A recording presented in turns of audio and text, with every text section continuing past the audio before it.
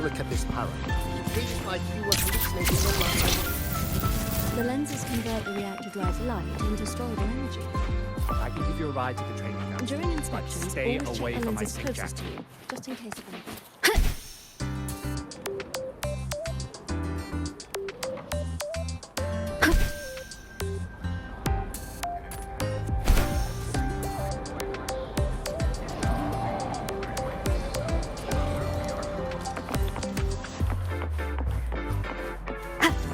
Why do we have to pay for them? Navora, has she been staying here to recover?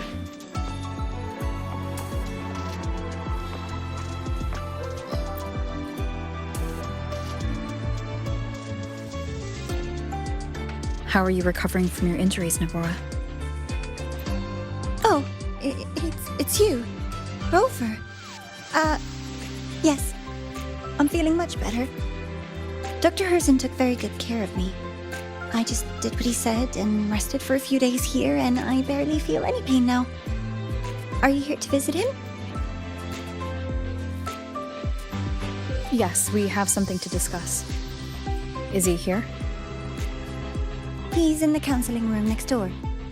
My friend Sigrika is in there. It might take a while. Thanks. Take care of yourself.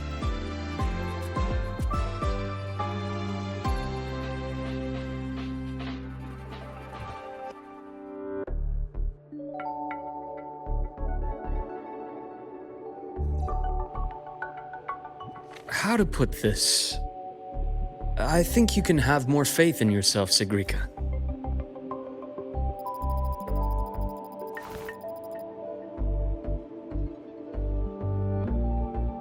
Faith in myself. You see, people can be more perceptive than you might realize, including those you care about. So try not to take everything to heart. Go a little easier on yourself.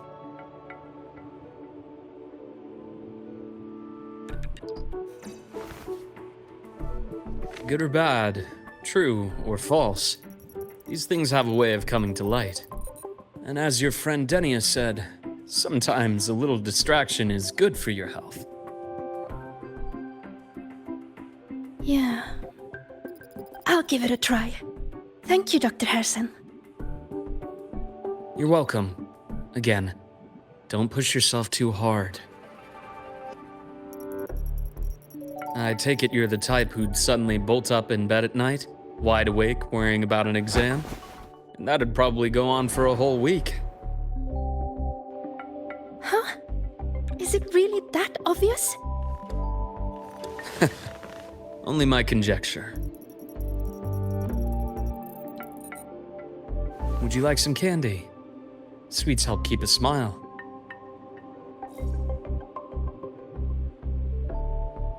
Sure. And is it okay for me to come back some other time, Dr. Herzen? Why, of course. Feel free to visit my office anytime, Sigrika.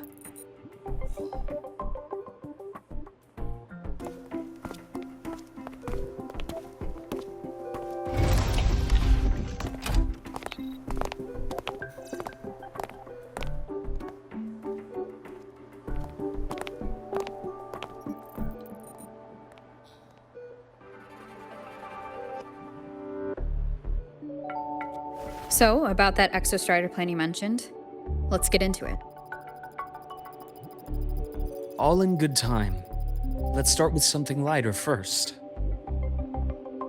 Something lighter?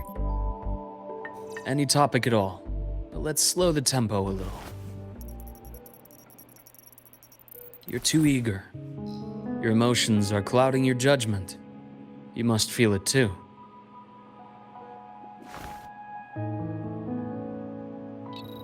Here, a piece of candy. It'll help take the edge off and lighten the mood.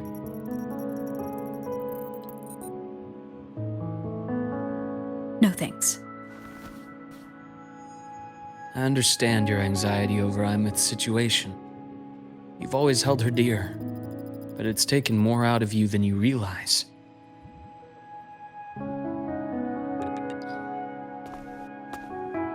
Things are best taken one step at a time. The Exostrider hasn't awakened yet. The key is to pace ourselves.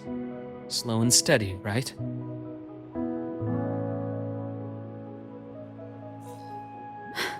Okay, you're right. Let's table the Exostrider for now. Let's talk about you, Luuk. I trust Imeth.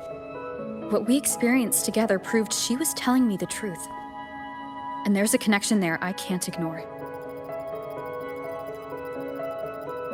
But you and me? We might be strangers in passing who became confidants, as you put it. But it feels like every conversation we've had just skims the surface.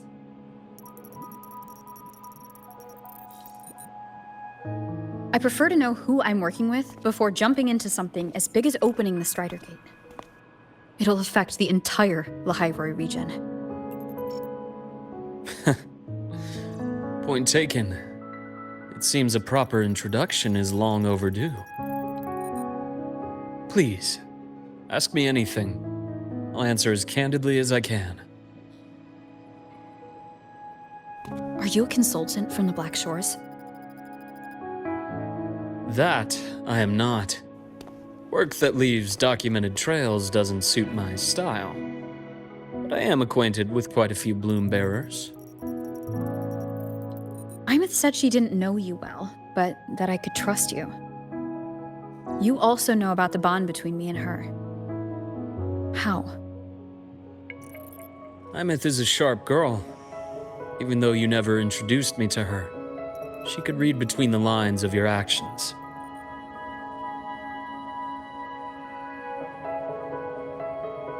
She's a lot like you. Smart, driven, good at bearing burdens. Though she's proven to be even more stubborn than you are. After you left Lahairoi, she came to see me a few times in the name of counseling. To learn about you. You didn't tell her anything. I didn't. You had other tasks for me here in Lahairoi. You didn't let us properly get to know each other because you wanted to shield her from my line of work. She later stopped these visits after realizing that.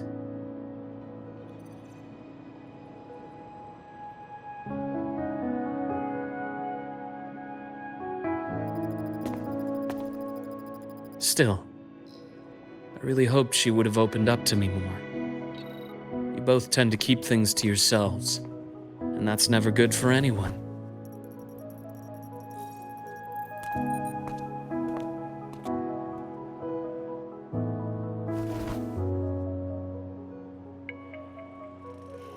One last question.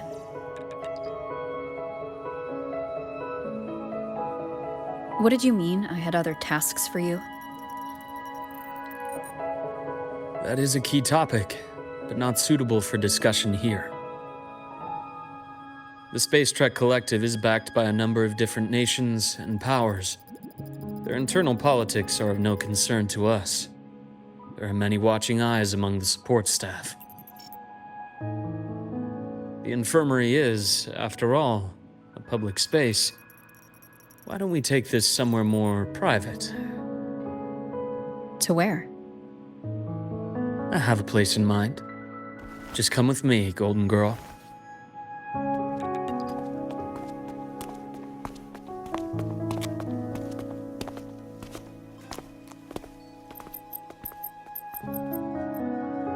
More personal business to attend to again, Dr. Herson? Shh. Just a quick break, Nana. Mind holding down the fort? The next shift will be here soon. Take care, Doctor. Do try to return in one piece. Don't worry. I have her with me today.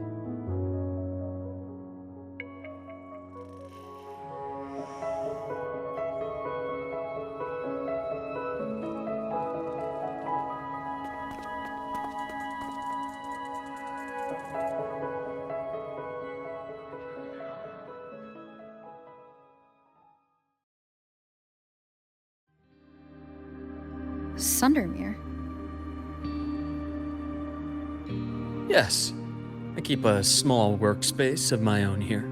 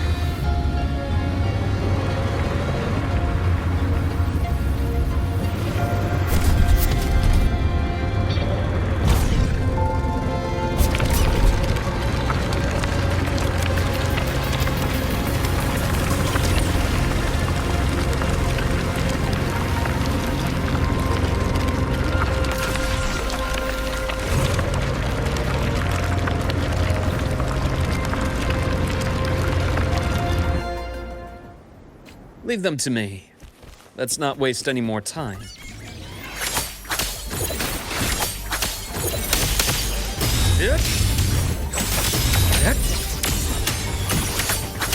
Ash takes point.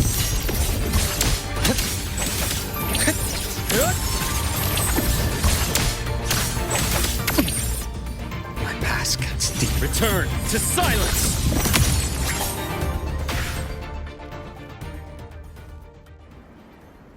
The Exostrider's sword emits a unique frequency. It shields my workspace from most long-range detection methods. You picked a good spot.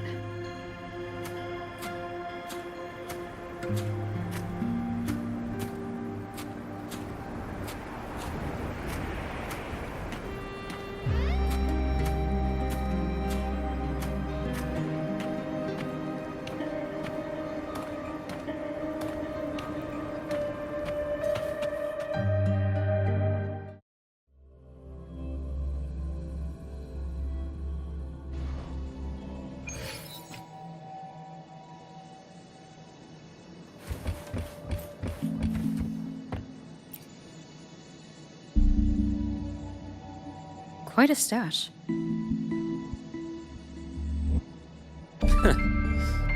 This is what a secret room is about. Now, where were we? Let's start with the conclusion before we get into all the details. You asked me to come to Lahai Roy to watch for any Fraxidus activity. Warren was the first Fraxidus mole you uncovered, and he certainly won't be the last. Think of the Space Trek Collective as a web of competing powers. It's as much a haven for independence as a playground for agendas. An isolated polar region, rich with exoswarm and the potential for technological breakthrough. Lahai Roy is a gold mine, even for the Fraxidus. You're saying the fall of Helios wasn't their real goal? It was one of several. After your journey in Huanglong and Renacida, I'm sure you've come to realize their true aim. The Trinodian. Aleph 1. Correct. Given the Trinodian's unique nature, it's sure to catch their attention. Moreover, Aleph 1 is closely linked to the Strider Gate, which may be our ticket to outer space. Spying on the Fraxidus is risky. Why would I have chosen you for this task? Well, that is a bit of a long story.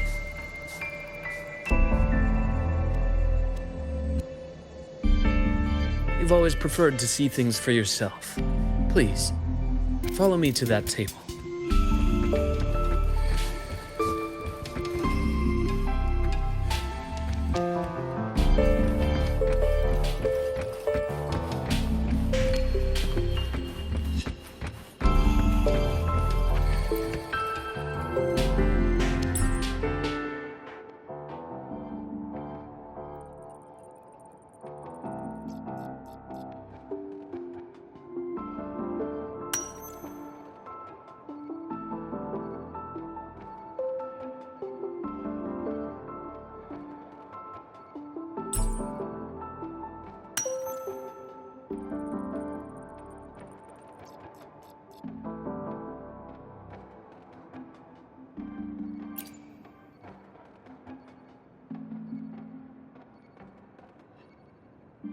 The golden serum, developed by the Naviale group. But I prefer its other name, Ichor. My father started it as a medication for rare diseases. But as research progressed, it came to represent something far more ambitious. The drug of evolution. Evolution. Sounds like something a Fraxidus would like. Well, on paper it worked. I became its resonator, so it would be unfair to say it was entirely useless. But I was a rare case who survived. All it cost me was excruciating pain and my colored vision. Most test subjects like me didn't make it. It wasn't until I met you that I realized there was more to the story. The rest is in my study, shall we?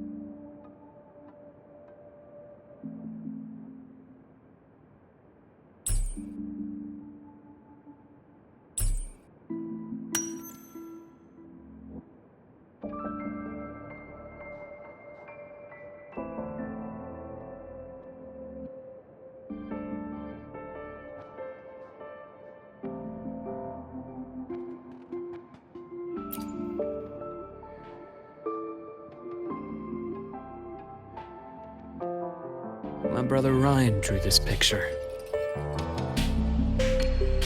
Not related by blood. Father took us both in after his own children passed away from a rare illness long ago. Ryan never could handle pain. But he was easy to cheer up. Whenever the grown-ups would give me candy, I'd save it all for him. So that's why he always has candy with him.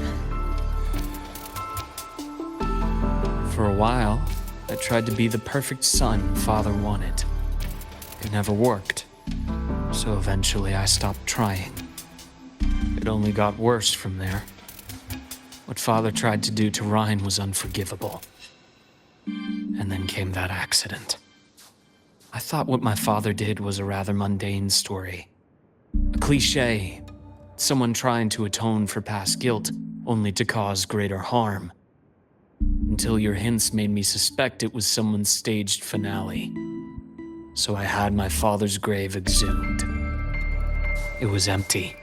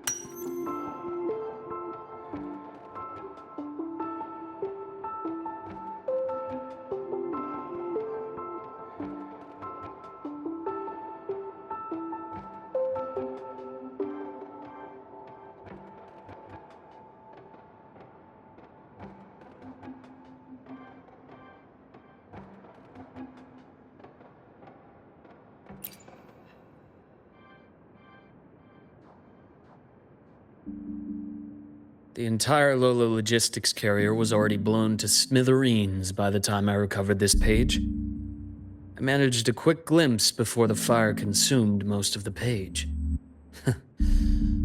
It is a report from an overseer. A Fraxidus Overseer's report on its way to the new Federation?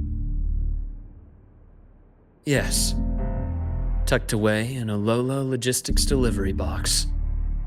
The recipient is Eris in the new Federation.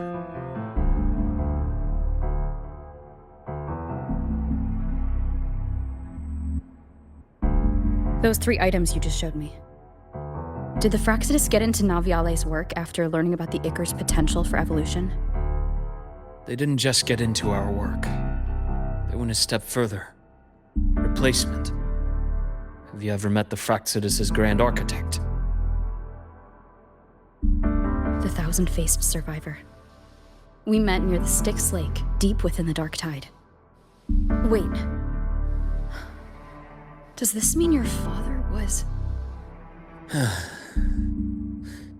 Yes. My father was just another face the Grand Architect borrowed. Though looking back now, I can't recall the moment the real him was taken. I think the Grand Architect sees life and death as a game. I wouldn't be surprised if Father was even smiling in his coffin as we buried him in that downpour. So, that's your answer. Why did you choose me? Because I have a very personal reason to go after the Fraxidus. Hatred. Hatred. Even now? Now, it has become something of a habit. Continue this train of investigation and you'll see for yourself what they are.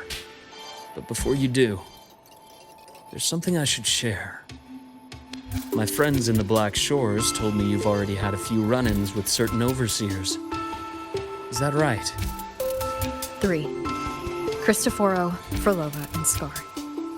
Plus the Grand Architect you mentioned. Ah, those names do ring a bell. Frolova is codenamed Hecate. Cristoforo? Arachnos. Intriguing, isn't it? The flair they have for their own branding. But it's a telling detail. The codename can reveal its owner's style, personal tastes, and even ambitions. Think about it. A powerful resonator who causes chaos at random leaves no trail to follow. But give them a preference, a pattern. We can start to build a profile from the pieces. I've been compiling reports on the Overseers for years. Allow me to share what I've learned so far. I've reactivated your access. You'll find the door controls right over there.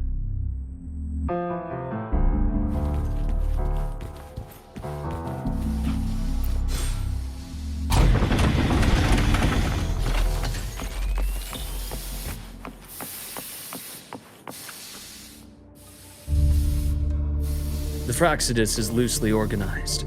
Most of its members have only undergone basic, artificially induced body modification. They're not terribly difficult to neutralize.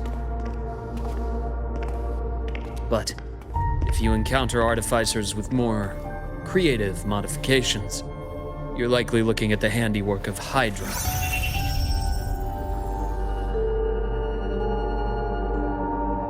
Hydra is their leading mind on human evolution and body modifications. Whoever they are, they often work in tandem with Siren. In other words, if you spot one, be on guard in case the other is lurking close by.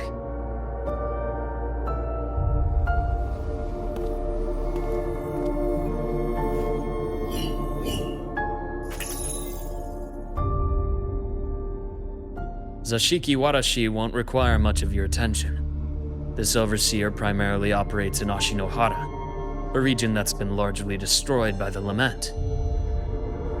Ashinohara. I've heard of it somewhere before. The girl we had in the infirmary for a while. Chisa, I remember. The city that trapped her, Onami, is part of Ashinohara. Now, on to 2 key pieces of the puzzle. I did say the Fraxidus was a loose organization, but even the most scattered cells still need funding to function.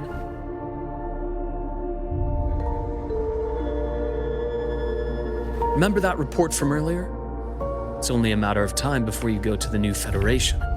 And based on the intel I've gathered, that's their most critical base of operations. And where you'll find Eris. How critical? Do they operate in the open? Not exactly. But in a place where money talks, they must have members in the highest echelons of government and business. Key members. Their foothold in the new Federation has given them immense leverage. With that endless stream of wealth, the Fraxidus operates with impunity across the planet. Speaking of which, Star Torch Academy is also heavily funded by the new Federation. To be blunt, they're the Space Trek Collective's single largest donor. Eris, huh? Duly noted. I'm assuming the other key piece is the Grand Architect.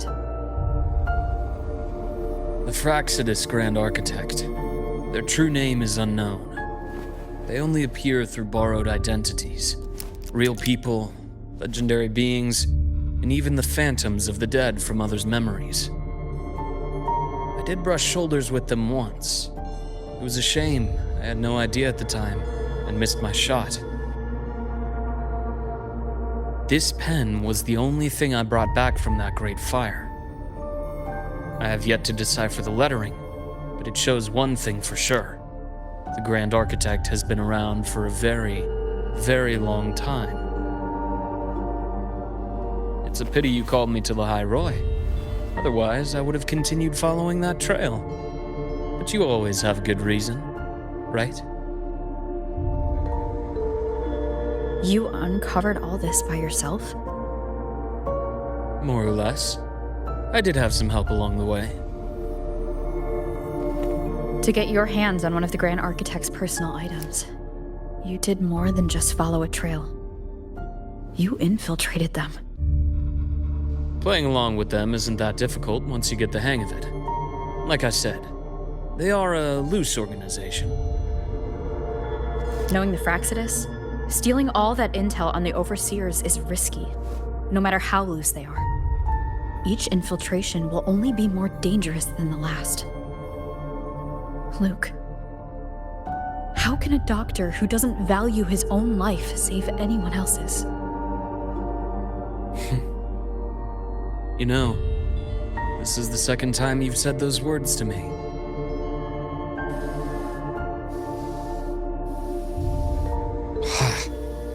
They got away again. If I hadn't been so cautious, I could have taken care of them this time. I should send today's findings to her. It's been 2 years. I suppose I'm due for a report.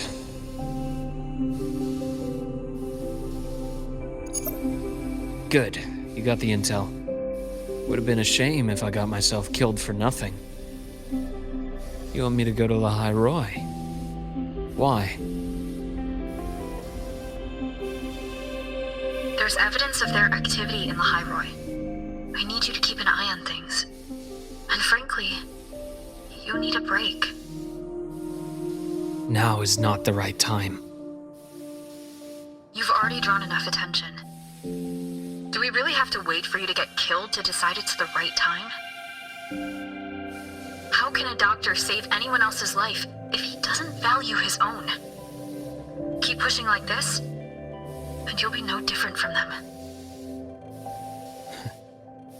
Not pulling any punches, are you? Trust me, that's only the warm-up. The High Roy is a nice place, Luuk. Bright, passionate students, beautiful snow. Perfect for slowing things down. Listen to me on this. Come.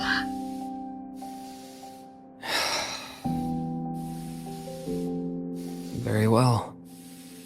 As you wish.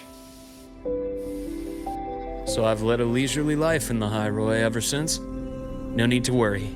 I know my limits.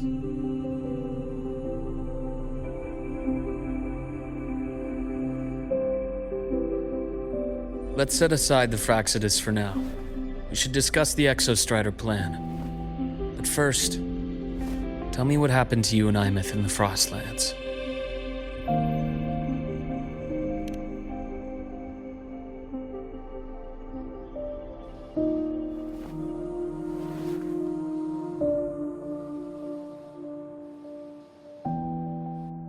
I see. Imeth, she... No wonder you're in such a state. I understand her reasons. She was fighting for her dream, for the High Roy in the only way she knew how. And I respect that. The fate she chose for herself. But I won't accept it. There's more I haven't tried. I'm not done fighting for her. Of course. I wouldn't expect you to give up so easily. Now, about the Exostrider. It started with the Space Trek Collective finding a giant solid-skin root network in Bjartar Woods. They identified it as the lid, sealing the Strider Gate, so to speak. It keeps the Threnodians' fractured forms sealed on both sides of the Strider Gate. Break it, and these forms will reunite. That wouldn't just spell the High Roy's doomsday, but the entire world. But the Collective still yearned to open that gateway, to explore the unknown. So, they created the Synchronists. The idea was to use augmented resonance to amplify the Exostrider's power, hoping that would keep the Threnodians suppressed. But lately, the Threnodians' attacks on the seal have been increasing. I'm afraid the Fraxidus is also getting ready to make a move. With the reactor core returned, all you need now is a little patience. Wait for the Exostrider to awaken. Then we can focus on how to use it to find Imeth. You were a synchronist in the Academy once before. I'll speak with Lucilla about getting you piloting access. Then I'll wait for your news, Luuk. Certainly, but our immediate priority should be the Fraxidus. I have a feeling they're planning to sabotage our plans for the Exostrider.